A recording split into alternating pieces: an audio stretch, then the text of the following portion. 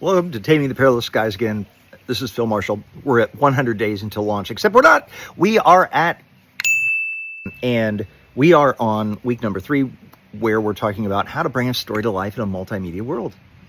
And we've covered the Reddit idea just to allow us some community. We've covered the interactive plan I have with the AskBrian.ai, which is pretty fun.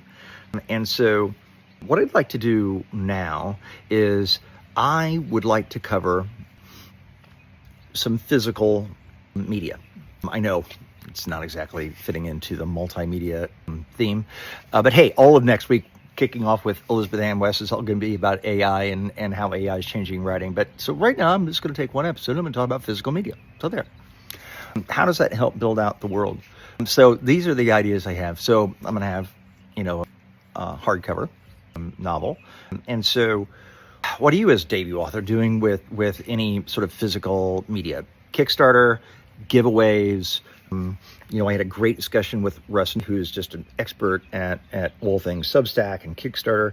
And so I am going to be adding some things into the hardcover for maybe a Kickstarter campaign. And so here's what I've got an idea of. I can show you my test. It's in terrible shape, but you see that?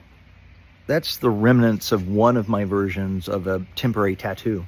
That is the threads tattoo that people who are fabricists in Taming the Perilous Skies wear.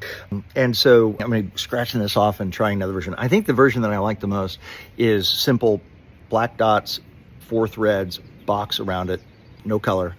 And so what I'm planning to do is put that in with each of the hardcover books, like a temporary tattoo that the buyer can actually apply and wear. So that's one idea that I have that I'm kind of keen on. I'm kind of keen on that one.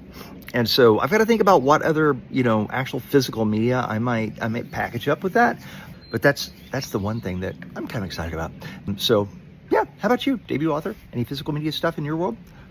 All right, let us know.